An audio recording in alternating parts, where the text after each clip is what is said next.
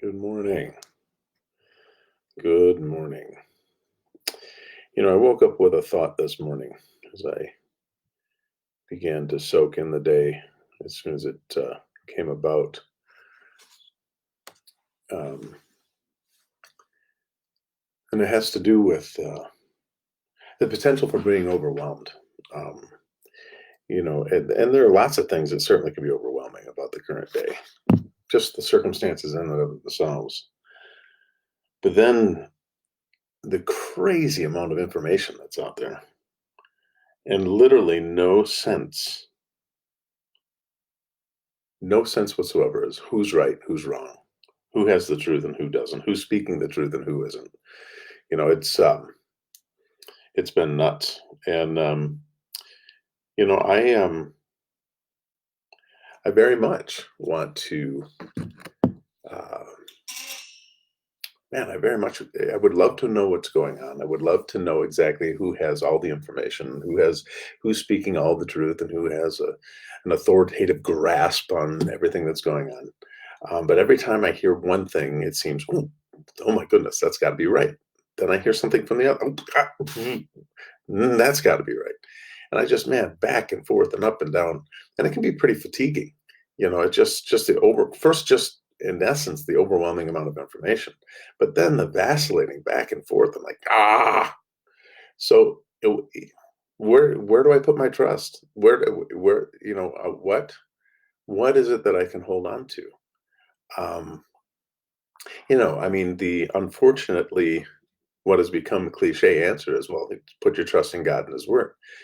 And I say unfortunate cliche, not because it isn't true. It's incredibly true. Um, the unfortunate thing is we say it so flippantly. I don't even know if we pay much attention to what it actually means. Um, that God is um, God is sovereign. He is over all of this. And then you get the, well, okay, is he making no, of course he's not making this happen. No, but he's letting it happen. God, although God is not a God who set things in motion and just watched to see what would happen and just is impersonal and distant and just letting it run its course. Neither is he sticking his finger in it and making everything happen he, um, as if all we are chess pieces on a board. This is a very personal thing for God. He made us for relationship. He made us to delight in. He made us that we might delight in Him. Um, Sin entered the world to test. In essence, it was due to a test in regard to our affections. And when the first man and woman were tested, there was a point where they chose, instead of to walk with God, to serve God, to allow God to be sovereign in their lives and to guide their lives, not by, again, by these joysticks of control, but the governing of a loving affection, a trusting faith, a grateful rest and peace in the one who promises life. Um, what I want to look at this morning is mindset. I really want to look at mindset. We've been on Sunday mornings the last couple of weeks, and for the next few weeks, we're going to be working through First Peter on our way into Second Peter. And the interesting thing about Peter and his first letter is there are three different times he exhorts us with this phrase: be alert and sober. Be alert to what's going on around you. Don't be distracted. Keep your eyes forward and then be alerted to what's happening. And then be serious, be sober-minded.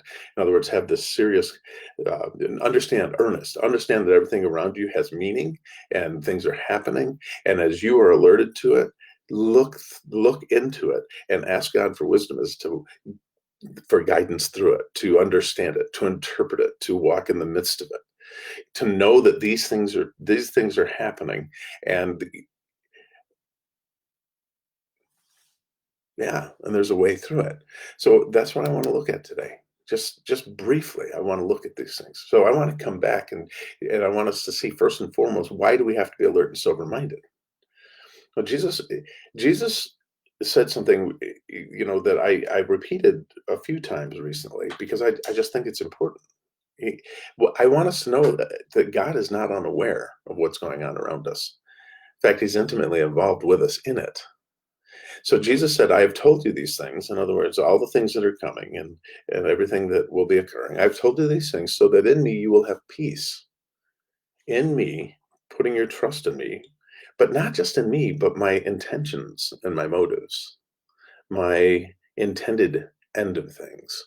He says, I have told you these things so that in me you may have peace. Because why? Well, because in the world you're going to have trouble. There's going to be trouble here. It stands opposed to life.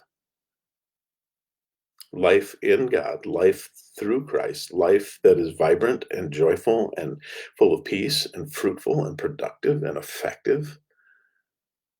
If you live according to the ways of this world, you will find trouble, and there's trouble in the world as it is. So he says, I've told you these things so that you may have peace. In me, you may have peace, he says. In this world, you will have trouble, but take heart. I've overcome the world. Take heart. Don't lose heart being overwhelmed by the trouble. Don't lose heart being so overwhelmed by the amount of information that you just get paralyzed and sit. Take heart. Look at me.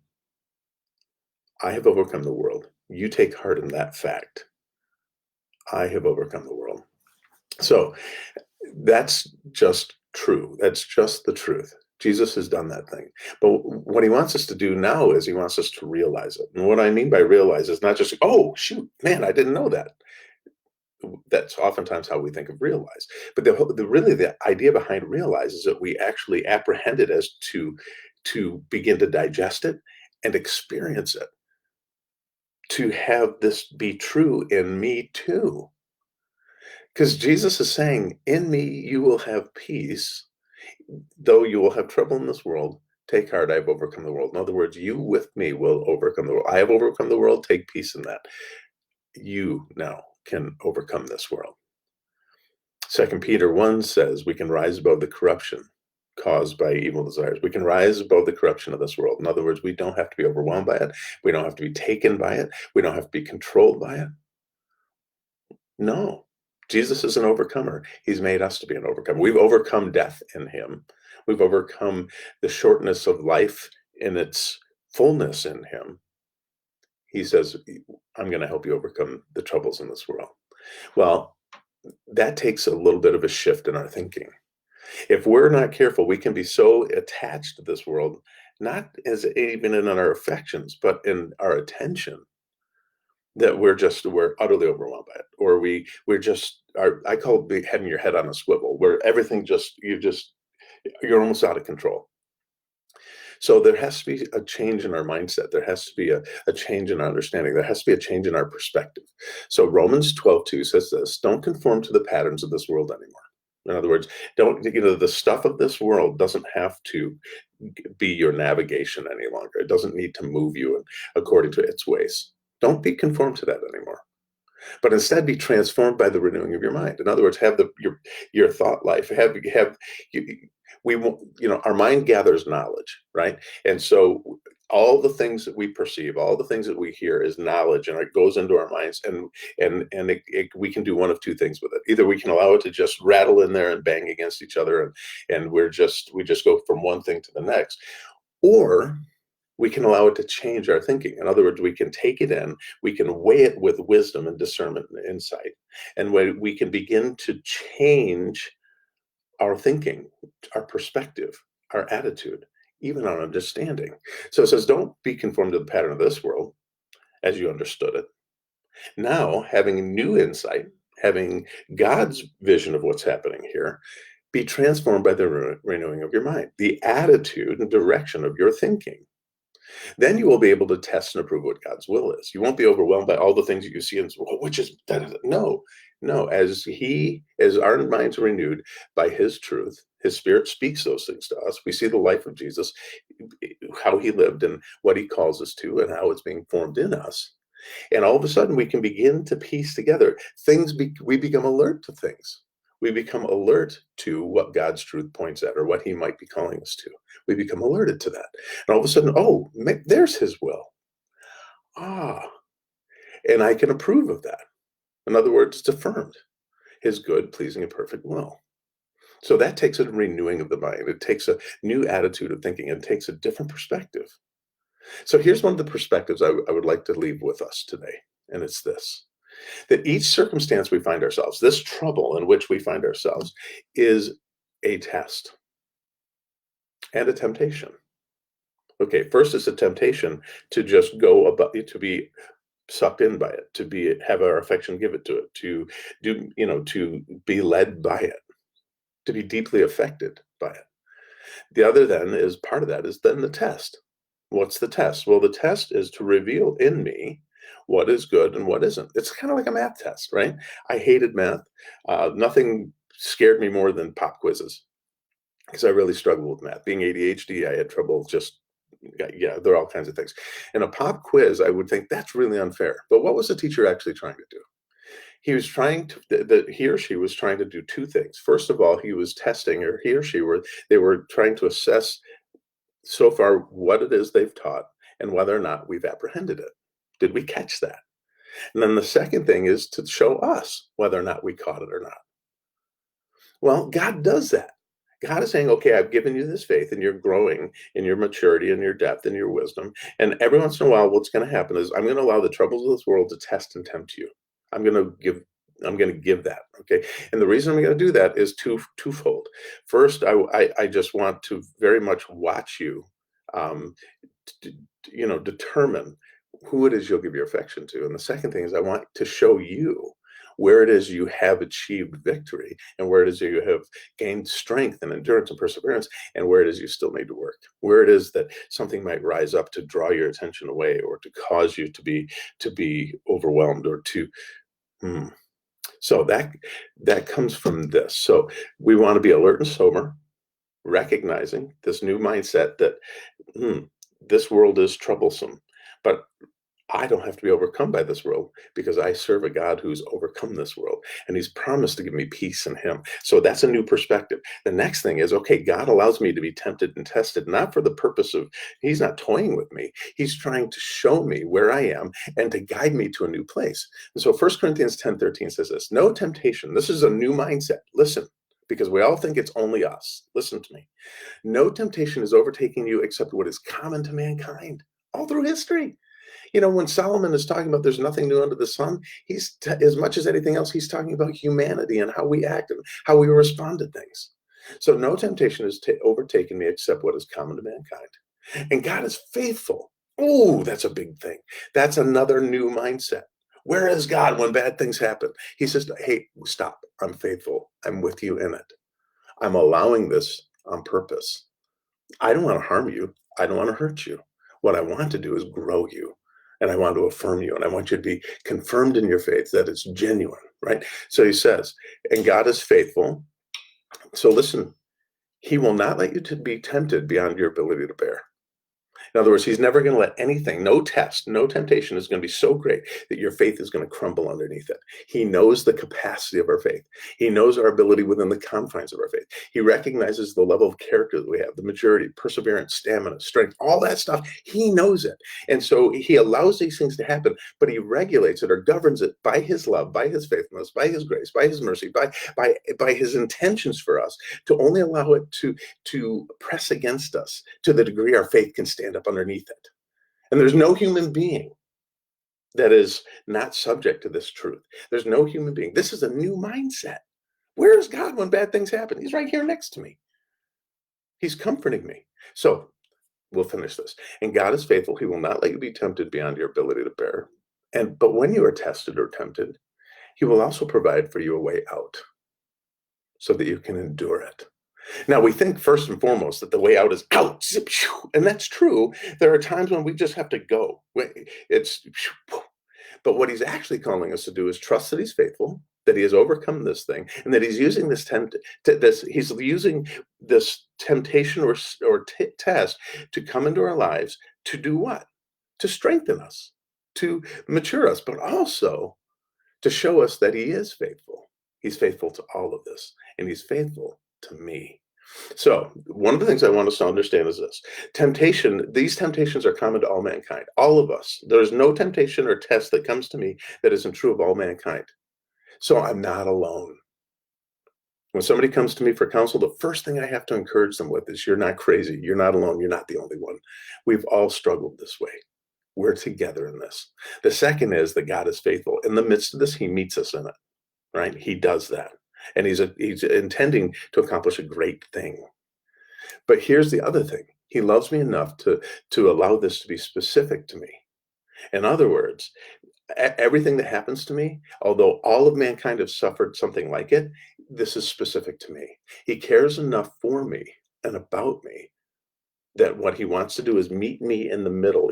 Where I find myself, he meets me in it. It is specific to me, and he guides me in particular through the circumstance. And this is a new mindset. This is a new understanding. It's not just the mass of mankind, but it's me too. It's me too. And so there are a couple things that I want to leave us with. This temptation, or these tests that come to us through the troubles of this world and the brokenness of this world, but God converts it, he redeems it and uses it for our good. This happens to all mankind. There isn't anybody immune to this, but it is specific to me. And God is allowing each of our faith to be tested and to be shown as genuine and true and real. And this is according to each one of us, meeting us where we are. He also does this close at hand. He is faithful. He's close beside. How do we know that? Well, because we have the Holy Spirit. The Holy Spirit is the comforter, the encourager, the paraclete. And what does that mean? It means he's close beside us. He's personal and he's intimate. And he exhorts each one of us specifically, and then shapes the outcome, shapes the movement through it according to who we are and the context we find ourselves in. And then the way out from underneath, there's something in particular that he wants us to see. That way out is the intended outcome. It's not just to run through the door and to leave. No, there's an intended outcome. And the intended outcome is to make us more like Jesus. It is to grow us in strength and endurance. It's to enable us to trust him more and more, that he is here next to me. He is faithful. He is doing a great thing. My perspective begins to change. And I realize that every circumstance I find myself in, every test, every temptation is an opportunity.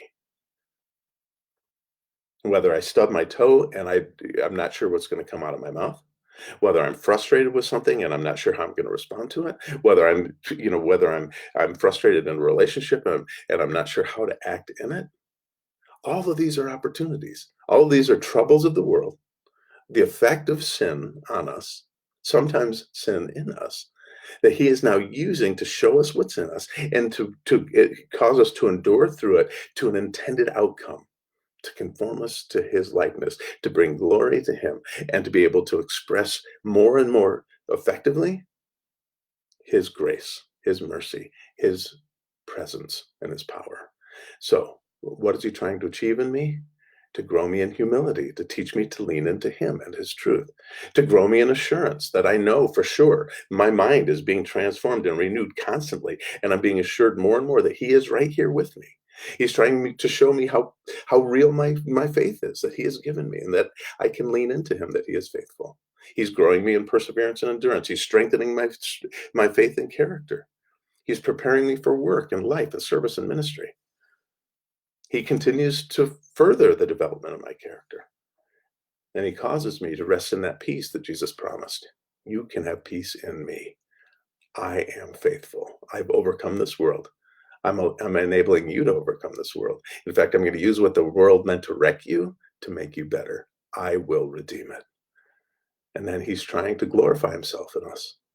You are my child, and I will be seen in you. And I cannot wait to be seen in you, showing his presence and his power in our lives as we are transformed, as our minds are renewed and changed, as we now perceive the world for what it is, and every circumstance and opportunity to grow in him, that we might bear up underneath it and gain strength and character. Let that be so today. May we see every push against us, every bit of opposition is an opportunity to do a push up, to be strengthened and grow in endurance, and that God is doing this thing in us. Despite the world's desire to be troublesome to me, God converts it, redeems it, faithful, true, and close, powerful and present, to work himself in my life, that I might have peace in Christ and bring peace to others. Have a great day.